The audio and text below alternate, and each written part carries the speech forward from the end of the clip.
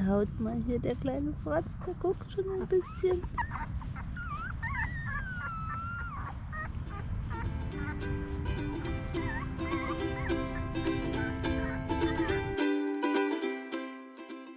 Uns hat ein Hilferuf erreicht, und zwar ist dort eine ganz hochschwangere Straßenhündin, um die sich jetzt die nächsten Tage niemand kümmern wird, und wir fühlen uns irgendwie berufen, da zu helfen. Deswegen fahren wir zurück und wollen unterstützen. Die ist so schwanger, dass wohl die Geburt jederzeit losgehen kann.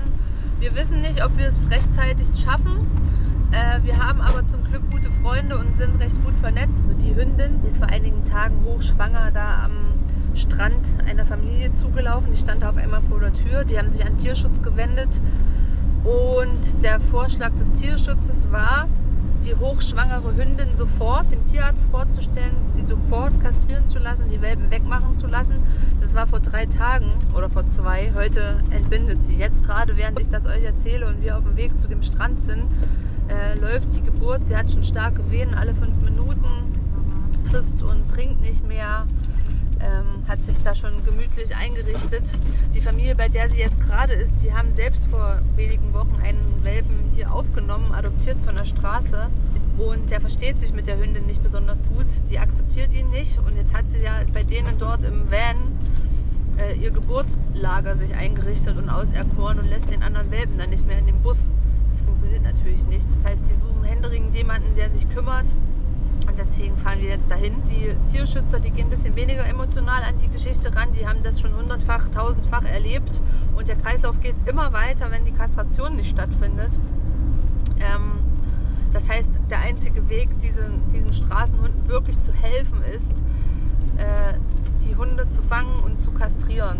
Und auch die Hunde in der Häuslichkeit zu kastrieren. Das ist aber hier in den Balkanstaaten absolut unüblich. Das wird dann als nicht mehr männlich und nicht mehr geburtstüchtig wahrgenommen und unethisch. Es ist ethischer, die Hunde in den Müll zu schmeißen, die Welpen, wenn sie nicht mehr gewollt sind, wo sie dann auch teilweise bei lebendigem Leibe geschreddert werden. Hier sind ausgehungerte Hunde, die sind nur noch Haut und Knochen. Die einen sind Abschaum und Straßendreck. Kriegst du hier immer mal was zu fressen? Die werden gejagt, gezielt mit Giftködern getötet. Und die eigenen Haustiere, die werden umsorgt und gehegt und gepflegt, und da sieht man keinen Unterschied zu einem deutschen Haustierhund. Also das ist einfach ganz krass, wie hier unterschieden wird zwischen Straßenhund und Haushund. Und es wird letztlich nichts Nachhaltiges getan. Die Kastration wird abgelehnt von der Bevölkerung. Es kostet natürlich auch Geld. Und es ist viel einfacher, die Welpen einfach im Müll zu schmeißen.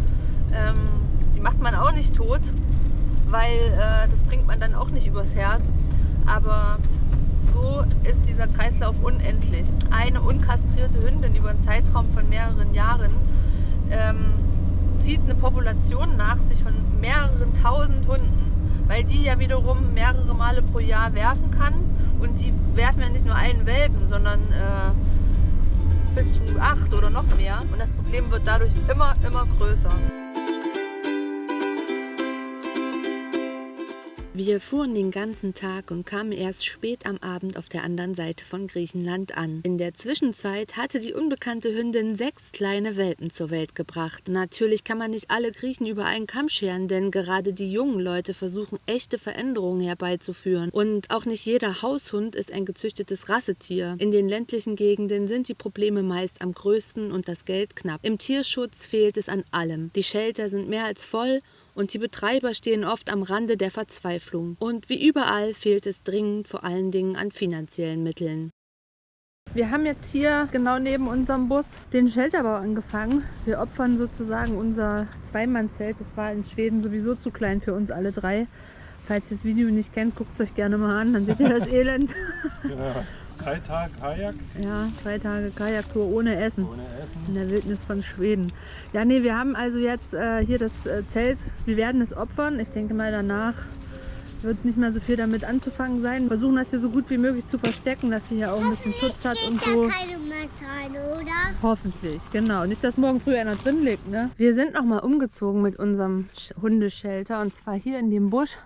Da ist einfach ringsrum schon so ein Shelter gegeben durch das Gestrüpp. Es ist alles dicht, es ist schattig. Und wir haben hier in dieses Gebüsch unser Zelt aufgebaut und ich glaube, hier haben die Mama und ihre Babys den optimalen Platz. Wir haben uns zwar ein bisschen festgefahren, aber das kriegen wir hin.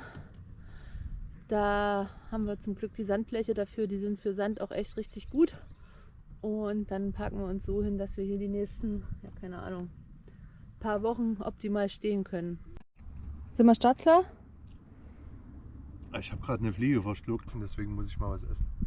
Nee, ich meine, sind wir startklar für die Hunde? Okay. Haben wir uns erstmal gerade 1000-mal eingegraben. Hier auf der Suche nach dem besten Platz. Hier ist ganz weicher Sand. Zum Glück haben wir unsere Sandbleche und sind ohne Probleme wieder rausgekommen. Aber hier war es einfach zu weich.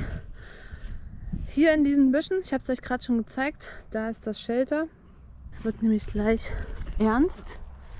Ich habe Decken reingelegt.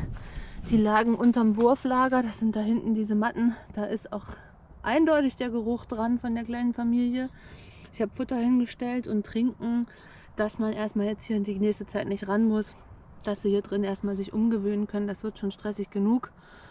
Aber dann dürfen sie hier auch die nächsten Wochen ganz in Ruhe bleiben. Wenn das Zelt nachher für Müll ist, dann ist es eben so. Der Umzug hat geklappt. Schaut mal, hey, ich bin's nur Mausi. Hey, schaut. Seht ihr was? Da liegt sie drin. Ist es Feini da? Hey Mausi, Feini, ist das eine Feini-Höhle hier? Hast du da deine Babys? Schau. Fein. Du bist süß. Die Welpenmama ist gerade unterwegs draußen und wir nutzen mal die Chance, um die Welpen zu wiegen. Das machen wir jeden Tag, so alle 12 Stunden. Mal gucken.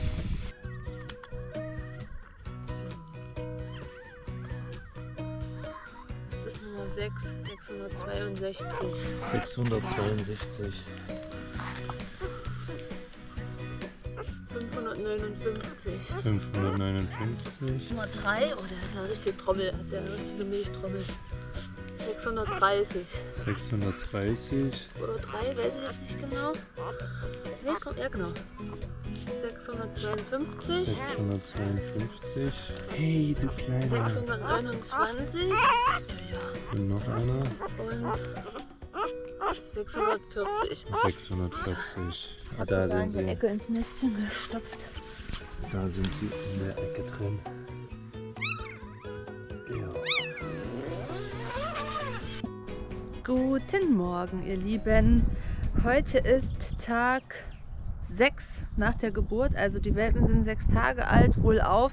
Sind richtige kleine, dicke Milchwürste. Es gibt ein kleines Problem und zwar, wir haben uns hier vernetzt mit der hiesigen Tierschützerin, die kümmert sich so ein bisschen um diesen Strandabschnitt. Die war gestern da, die hat sich die Welpen angeguckt, hat gesagt, dass die alle super aussehen, aber die Mutter leider nicht. Und zwar der erste Welpe, der kam in Beckenendlage zur Welt. Während sie den rausgepresst hat, ist sie gerissen. Und zwar so stark, dass das versorgt werden muss vom Tierarzt. Und wir haben heute auch kurzfristig einen Termin bekommen. Gleich ist es 11 Uhr, dann holt sie uns ab und dann fahre ich mit Frau Schmidt, so haben wir sie zwischenzeitlich getauft, zum Tierarzt. Die Welpen werden vorher nochmal angelegt. Die halten, denke ich, so eine Stunde schon durch. Und dann wird die Wunde sich angeschaut und bei Bedarf versorgt. Und dann nehmen wir euch mit. Gerade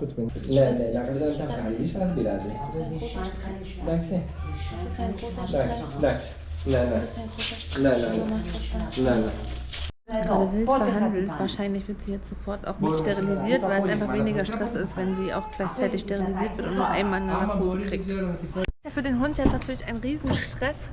Sie ist schon eingepackt, sitzt hier hinten. Der Tierarzt hat sie sich angeguckt. So richtig schlimm sieht die Geburtsverletzung nicht aus. Es muss aber versorgt werden. Und da sie einmal Narkose kriegt, ist er der Meinung, teile ich auch, dass man dann alles, was gemacht werden kann, auch mitmacht, um sie einfach nicht zweimal zu operieren.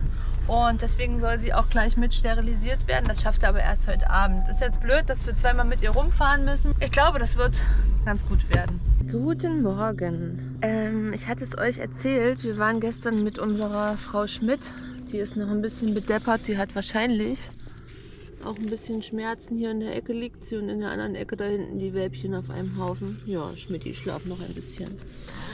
Wir haben sie gestern beim Tierarzt vorgestellt und damit es auch wenig Stress ist, hat er gesagt, macht er diesen Eingriff gleich in einem, also einmal Narkose, dann gleich die Geburtsverletzung nähen. Das war wirklich ein riesiges Loch und es ist jetzt richtig schön zugenäht wieder. Ja, das haben wir gestern gemacht. Wir haben sie abends um 9, es war schon dunkel, wiederbekommen. Die Nacht war so ein bisschen unruhig. Wir waren oft draußen, haben nach denen geguckt. Es hat aber alles ganz gut funktioniert und ja, sie ist jetzt halt noch ein bisschen durch den Wind, hat wahrscheinlich auch ein bisschen Schmerzen. Deswegen lassen wir sie in Ruhe und lassen sie auch an der Leine, damit sie sich hier nicht so aufregt. Und gucken mal, was der Tag bringt. Sie hat schon ein bisschen gefressen, getrunken, die Welpen sind zufrieden und nach wie vor am Zunehmen. Und genau, dann schauen wir mal, wie es weitergeht. Vielleicht habe ich ein ganz kleines bisschen den Hund geputzt. Hatte ein bisschen Schmutz im Fell und so dichtes, dickes Unterfell. Und da habe ich jetzt einmal gestriegelt und mal überall drüber gewischt. Jetzt ist er erstmal wieder schick, würde ich sagen. Auf jeden Fall. Will sie sich wieder neu dreckig machen. Wenn wir Pech haben, wälzt sie sich jetzt im ekligsten, was es hier auf dem Platz gibt, damit sie ihren... Obwohl ich habe sie nur gestriegelt, ich habe kein Shampoo benutzt oder sowas. Hat eigentlich keinen Grund, sich zu wälzen. Hallo ihr Lieben! Es ist ein neuer Tag und zwar Tag 11 im Hundebabyleben. Der Chrissy und ich, wir haben es uns hier ein bisschen gemütlich gemacht. Im Hintergrund ist das Hundenest hier im Gebüsch. Und Mutter und Welpen sind weiterhin wohlauf. Die Mutter hat jetzt 5 Tage Antibiotika bekommen nach ihrer Operation. Heute Abend ist der letzte Tag und dann... denke ich, haben wir es auch geschafft. Also sie ist super fit, isst gut, hat gut zugenommen, sieht nicht mehr so mager aus, wie als sie hier aufgetaucht ist. Wir haben ein bisschen das Fell gebürstet, es ist auch jetzt inzwischen richtig sauber und schick. Wir lassen uns mal ins Nest gucken, da ist nämlich gerade Action, so süß. Freunde, kuschelst dich? Hast du dich verirrt da hinten? Nummer 6, das ist die falsche Richtung.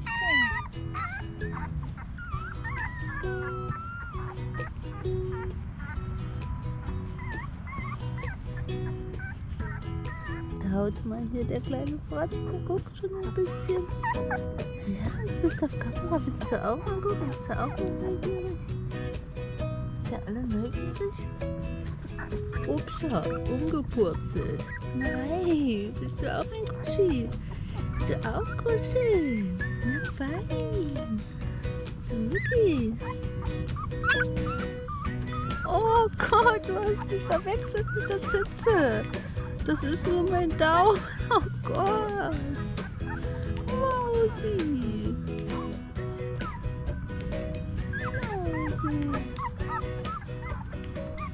Wir haben leider bei Frau Schmidt eine kleine Wunddeeszenz gefunden. Also die Wunde ist an einer Stelle nicht ganz zu und wir versuchen jetzt mal ganz pragmatisch mit ein bisschen Wundkleber, den wir noch im Erste-Hilfe-Paket haben. Über das im Übrigen Christian immer hergezogen hat, es sei zu groß. Ich habe immer gesagt, man weiß nie, wofür man es mal braucht. Ja, wirklich gut, dass wir es mit haben.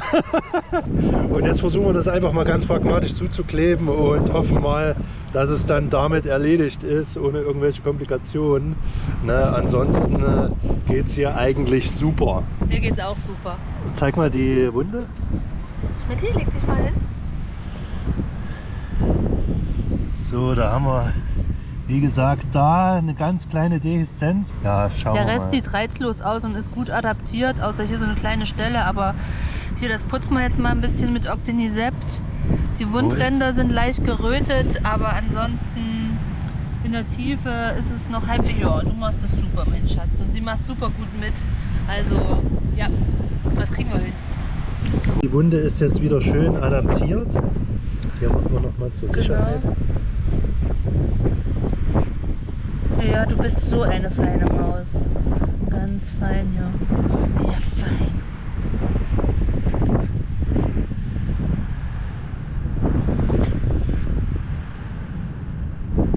Ja, geht immer zum Arzt oder zu einem Tierarzt damit.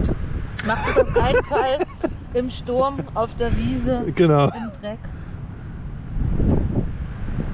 Nee, Leute, also bitte kein Hate jetzt hier unter das Video. Das ist hier alles ein bisschen improvisiert und pragmatisch.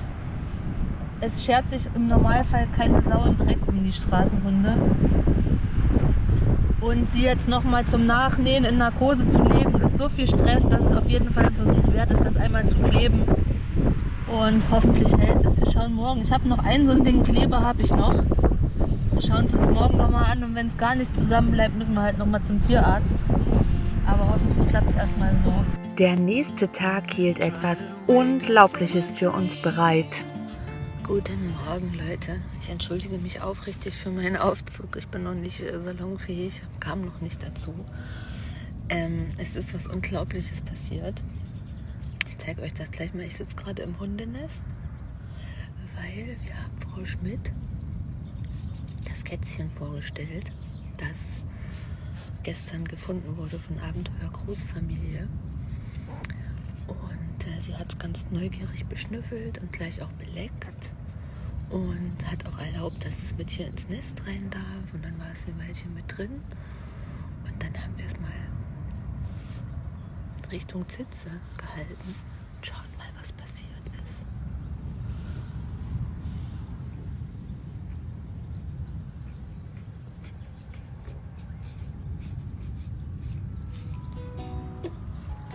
Frau Schmidt hat die trinken lassen.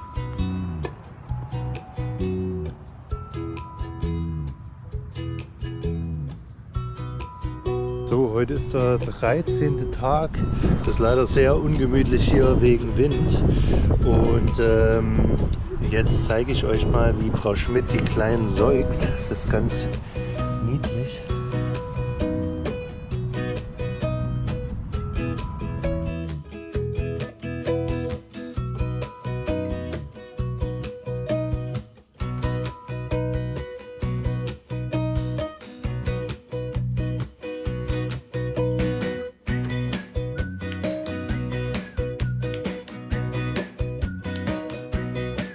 Was machst du hier? Nee, ich wollte die Katze nicht. Versuche Jeder kann sie einmal. so stressfrei wie möglich einmal das Zelt zu putzen. Wo sollen die Welpen rein? Hier in den Käfig, den wir aufgebaut haben. Ein Kind sitzt schon mal Probe.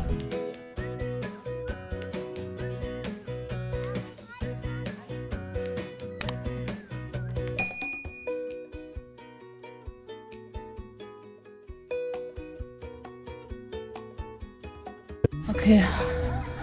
Ah, das war stressig.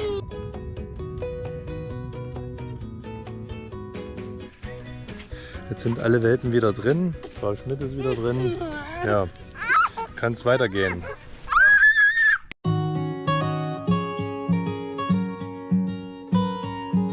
Wie genau es für Frau Schmidt und ihre kleine Bande weitergehen wird, steht zum jetzigen Zeitpunkt noch nicht zu 100% fest. Solltest du dich in einen der Welpen verliebt haben, dann melde dich bei uns auf unserem Instagram-Profil. Es gibt schon einige Interessenten, die sich vorstellen können, einem der Welpen ein schönes Leben zu ermöglichen. Und auch wir wollen ihren Start so gesund und schön wie möglich gestalten. Deswegen haben wir zu einer Spende aufgerufen. Den Link dazu findet ihr in der Videobeschreibung. Und wenn auch ihr euch vorstellen könnt, solche tollen Hunde wie Frau Schmidt zu unterstützen, dann freuen wir uns über jede Spende. Denn alles, was nicht für die Versorgung der Tiere benötigt wird, spenden wir an den griechischen Tierschutz hier vor Ort. Try so hard to get there and we might be lost but not forever.